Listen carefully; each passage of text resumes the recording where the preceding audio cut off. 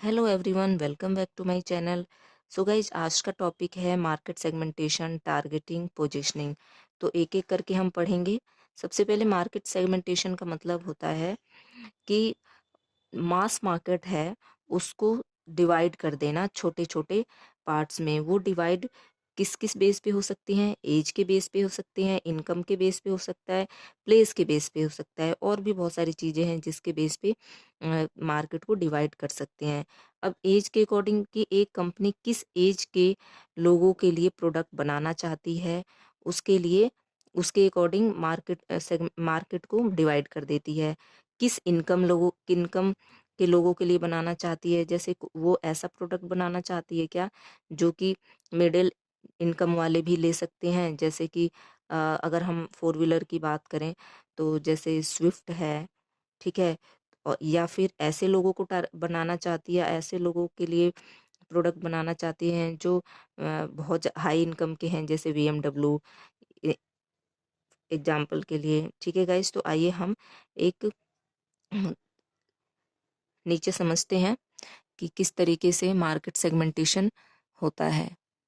देखो, अब यहाँ पे हम मार्केट सेगमेंटेशन को बांटे हैं। जैसे सेगमेंटेशन, ये होल मार्केट है, वो ये सेगमेंटेशन 1, ये 2, ये 3 एंड ये 4। और ये किस बेस पे इसको डिवाइड किया गया है? गाइस, मार्केट सेगमेंटेशन का मतलब ही होता है कि जितनी भी मार्केट है, होल मार्केट को डिवाइड कर देना छोटे छोटे पार्ट्स में। क्योंकि एक कंपनी है वो हर लेवल के लोगों के लिए और हर चीज़ तो प्रोड्यूस नहीं कर सकती ना, तो वो अपने अकॉर्डिंग चूज करती है और अपने अकॉर्डिंग जो मार्केट है उसको डिवाइड करती है। अब देखो, सेगमेंटेशन 1 में जैसे ये मैंने ऐसे सीरीज वाइज लिख दिया है, सेगमेंटेशन 1, 2, 3 एंड 4। अब ये किस किस बेस पे है? जैसे कि 0 से 6 चाइल्ड, ये ईयर के बेस पे है, जो लड़कों। यहाँ जो मैंने यहाँ पे एग्जांपल लिया है, ये 0 से 6 यानी कि बच्चे जो छोटे होते हैं उनको लिया है। फिर ये, और यहाँ पे जो कंसीडर किया गया है वो लड़कों का, 7 से 18 साल के लड़के, 19 से 24 साल के, और 24 से ज़्यादा साल के। ठीक है। अब इसका कहने का मतलब ये है कि पहले हमने जितनी भी मार्केट है, ये पूरी मार्केट, ये मास मार्केटिंग में आ गया। अब इस पूरी मार्केट को हमने अलग अलग सेगमेंटेशन में बांट दिया, मतलब ईयर वाइज बांट दिया। ठीक है। इसी को बोलते हैं कि मार्केट सेगमेंटेशन। इसका मतलब ये है कि देखो, अब एक कंपनी है वो अच्छे से समझ सकती है कि भाई मुझे किसके लिए प्रोडक्ट बनाना है। अगर बात करते हैं, जैसे कि 6 साल के बच्चों के लिए बनाना चाहती है, मतलब 0 से 6 साल के लिए, या 7 से 18 साल के बच्चों के लिए बनाना चाहती है, या 19 से 24 साल के बच्चों के लिए बनाना चाहती है। बच्चे मीन्स यहाँ लड़कों की जात बात की गई है, या 24 से बड़े लोगों के लिए। तो एक कंपनी के लिए डिसाइड करना इजी हो जाता है कि वो किसके लिए प्रोडक्ट को बनाना चाहती है। ठीक है। तो मार्केट सेगमेंटेशन का मतलब ये होता है कि पूरे मार्केट को अलग अलग पार्ट में डिवाइड करना, किसी भी बेस पे, चाहे वो इनकम का हो, एज का हो, या एरिया वाइज हो। ठीक है। अब देख पढ़ भी लेते हैं एक बार guys. Market segmentation, market segmentation is the process of dividing a heterogeneous market into homogeneous सब यूनिट। ठीक है गाइज।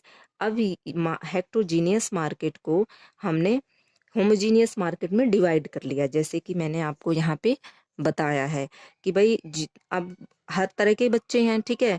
हर तरह के बच्चों में हमने डिवाइड कर लिया कि भाई 0 से 6 साल के जो लड़के हैं, 7 से 18 साल के लड़के, 19 से 24 साल के लड़के, और 24 से ज़्यादा साल के लड़के, इसको हमने सब मार्केट में यानी सब यूनिट में हमने होमोजीनियस डिसाइड कर लिया है। ठीक है।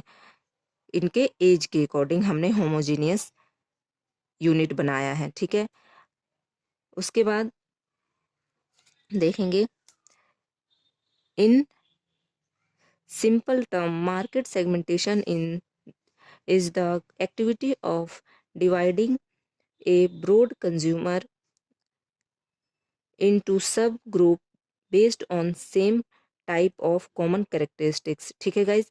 अब हमने इसको क्या कर लिया, मतलब सिंपल वर्ड में हम ये कह सकते हैं, इसका कहने का मतलब कि जो ब्रॉड कंज्यूमर है उसको हम कॉमन करेक्टरिस्टिक्स के अकॉर्डिंग सब ग्रुप में हमने डिवाइड कर लिया। अब कॉमन करेक्टरिस्टिक्स यहाँ पे आ गया ना, देखो यहाँ पे यहाँ पे क्योंकि 0 से 6 साल के बच्चे के लिए हम बात कर रहे हैं, ठीक है।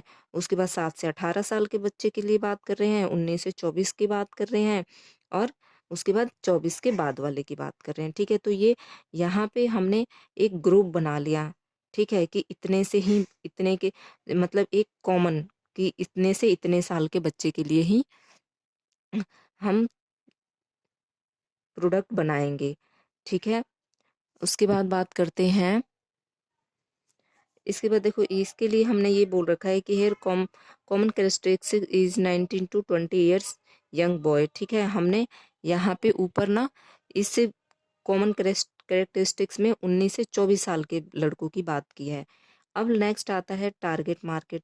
टारगेट मार्केटिंग का मतलब क्या हुआ गाइस, कि देखो अगर हम बात करें इसी डायग्राम में, तो टारगेटिंग का मतलब हुआ कि हमने ये अलग अलग जो सेगमेंटेशन में बांट दिया है, डिवाइड कर दिया है, अब हम एक टारगेट मार्केट बनाते हैं। मतलब एक टारगेट फिक्स करते हैं कि कंपनी, मतलब हम का मतलब यहाँ पे कंपनी की कंपनी किसके लिए प्रोडक्ट को बनाना चाहती है, छोटे बच्चों के लिए या 7 से 18 साल के बच्चों के लिए या 19 से 24 साल के बच्चों के लिए या 24 साल के बच्चों के 24 साल से ज़्यादा के लड़कों के लिए।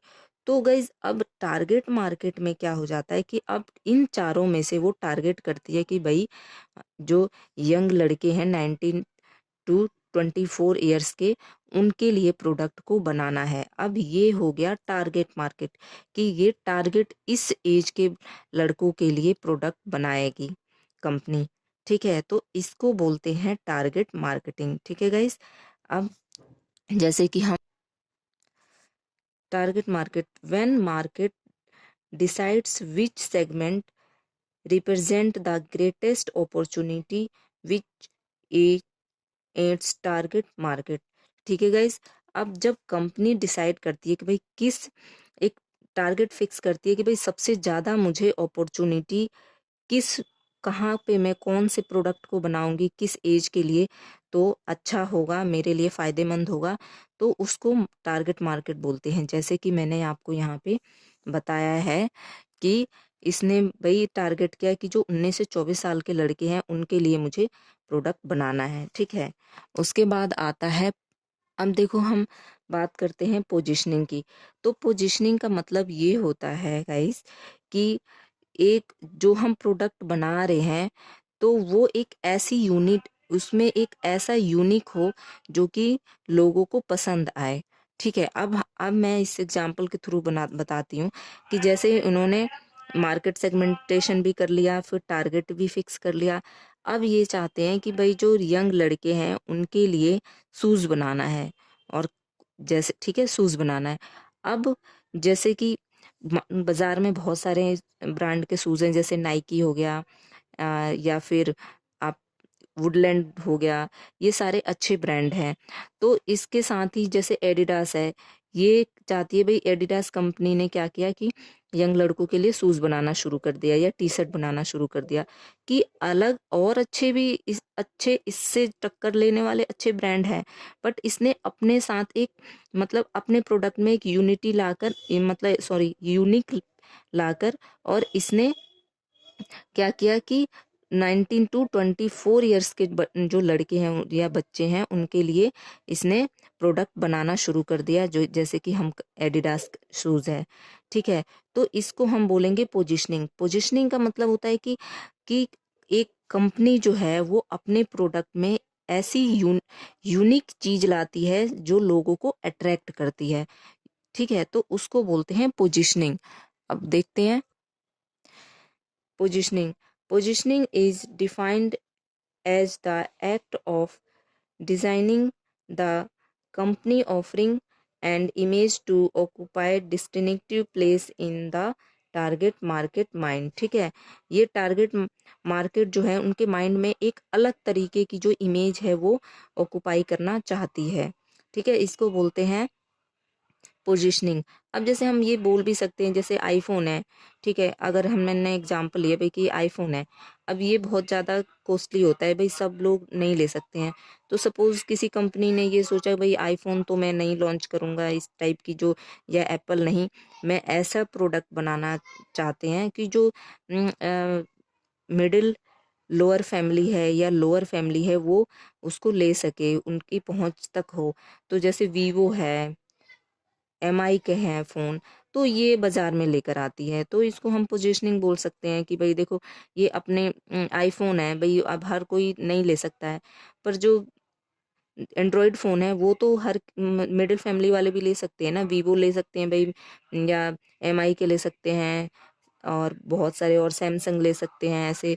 तो इसको हम पोज़ीशनिंग बोलते हैं कि अलग अपने ग्राहक के मन में एक अलग छाप छोड़ना, उसको पोज़ीशनिंग बोलते हैं।